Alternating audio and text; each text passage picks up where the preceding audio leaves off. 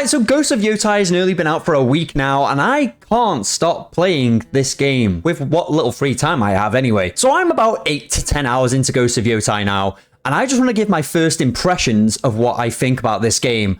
And I'm going to try not to spoil anything. There may be minor spoilers, but you will probably know of stuff because it's in the trailer anyway. So I'm just going to say basically what the game is kind of about. So if you don't know, Ghost of Yotei is basically a story set on revenge. That's all I'm going to say. That's all I'm going to say. And we've had quite a lot of these storylines in the last few years, especially with a recent game I will mention, which is Assassin's Creed Shadows, where these games are being compared quite a lot. So going into this game, I kind of knew what the story was about anyway because of the trailer. And I was hyped for this game, but I wasn't like massively hyped for this game because I thought, I've just played Assassin's Creed Shadows. The story sounds near enough exactly the same as what Assassin's Creed Shadows is setting out to do, but I was wrong.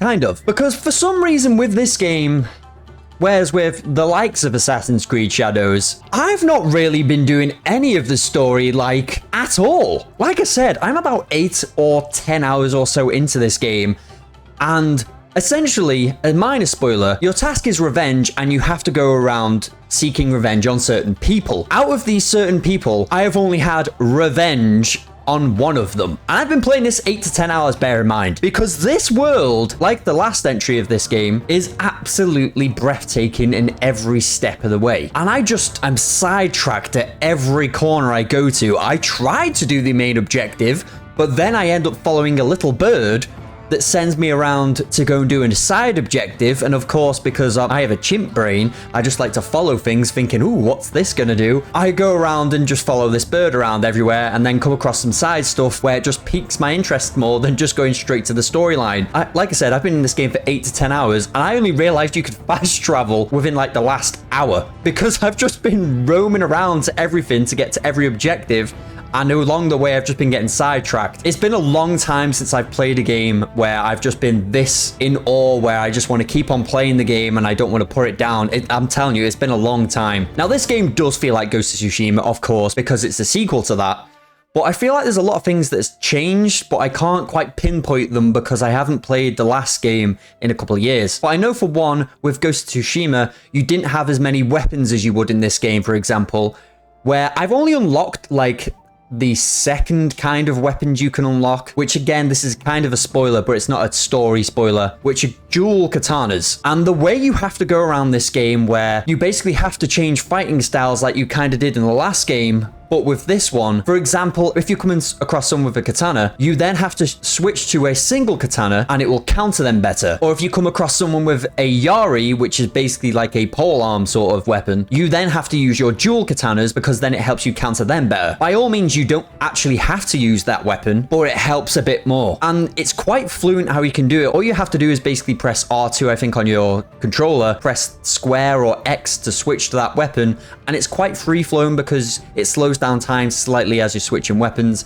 and comes across a lot more smooth. As well with the combat, this game can be really hard. I was playing this on medium difficulty and I was getting my ass handed to me at the beginning of this game. Like, I probably died in double figures. Maybe it's because I was just getting used to the game, but I just felt like I was getting flopped at every corner, especially when you come against these big brute sort of fellas who literally nearly two-shot you. I had to put it down to easy. I haven't played a game on easy in years. I just want to experience this game for all its story, and I probably will replay this game on the harder difficulty. For another example, how hard this game is compared to, I'm going to say it again, Assassin's Creed Shadows. I played all of Assassin's Creed Shadows on the hardest difficulty. I did die quite a few times, but I feel like if I put this on the hardest difficulty, I would probably get one-shotted and I'd need to be more alert. As well with this game, I feel like your counters and the way you use your sword is a lot more like, I feel like I'm wielding the sword rather than I'm just pressing combos to try and kill this person.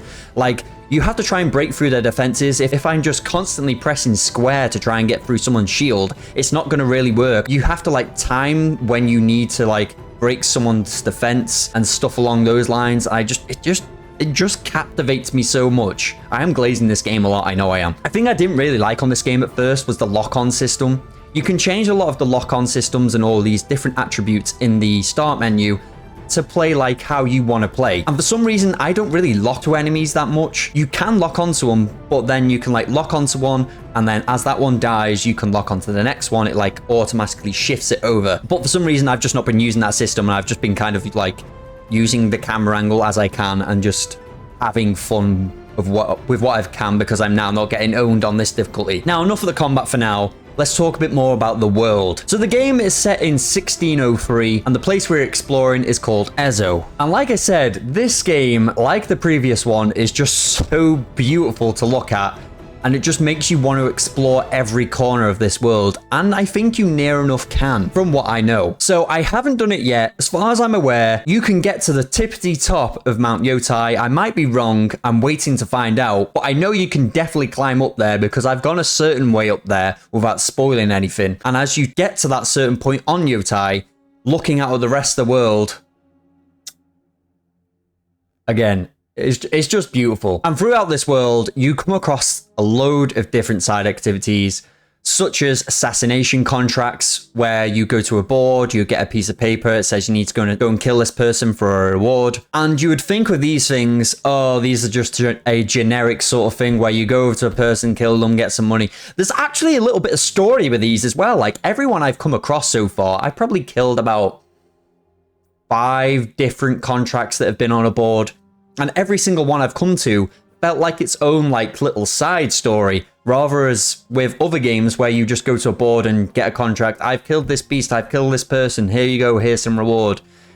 This just feels like a little side story, and I really like that. You of course have little side games on this, where one is where you basically flick coins across a board, where I'm not really one to play little side games on games.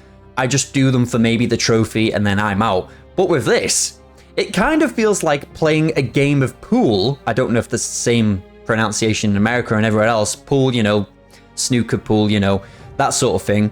But on like a little table, and you need to like flick a coin, and if you touch 2 coins, then it's the other person's turn, or if you flick a coin off the table, it's the other person's turn. But essentially what the mini game is to flick a certain amount of coins without touching another coin or flicking it off the table, and whoever gets to that certain amount of points first wins the game. I was here for about 30 minutes yesterday, just playing this, losing to this one guy. I wasn't even getting irritated. I was still enjoying it because I was like, okay, let's go again. And I actually eventually give up because I thought, actually, I need to go and do some more of this game because there's a lot more out there. Another thing I'm really loving about this world, again, this is not a story spoiler, but it's kind of a little bit of a spoiler if you don't want to be spoiled by these things.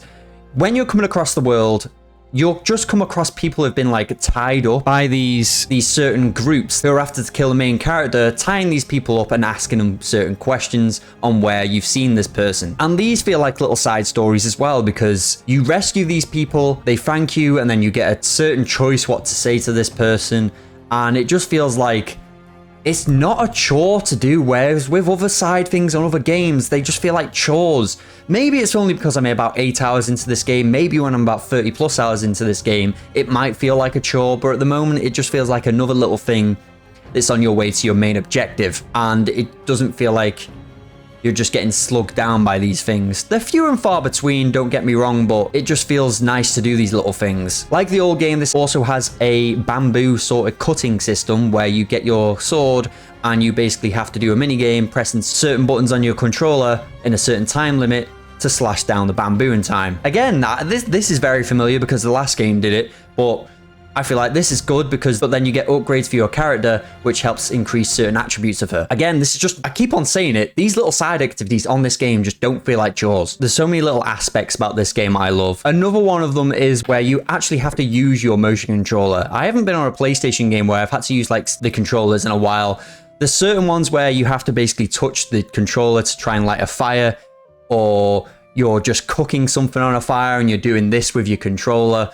And it just makes it feel a lot more interactive. I can probably see this getting a bit stale later on in the game. And you can actually press X to skip that sequence if you want to, but I feel like it's a nice little touch that they added to this game. You can just tell with this game that they put so much love and care into it, and they've just tried to give you what you know with Ghost of Tsushima and just expand on it quite a bit more, but to where you're familiar about this game and you're not just gonna go, this is a totally different game, I don't want to play this, because there's a lot of stuff in this game that, like I said, they've just put so much love into, and I'm loving every second of it, and I can't wait to play more. This has just been some of my first impressions of this game. I could probably speak for another 30 minutes if I wanted to, but I thought I'd just make a small video on this, but just to let you know, this game is probably worth picking up if you like Ghost of Tsushima, and I would really recommend this one. But I will probably do a full video on this when I've completed the game and I've got like 30 hours plus into the game, I would imagine, and give my full review on this game, because I feel like this game deserves that. But if you have liked this video, please drop me a like on this video. It's my first time doing this sort of video, and I would love to do more videos like this with upcoming games in the future. And if you are new here and you like all things gaming, I'll be speaking about near enough everything gaming on this channel. So if you like that sort of thing, please do consider subscribing. It would mean a lot. Like I said, I recommend this one, and I will do a full review when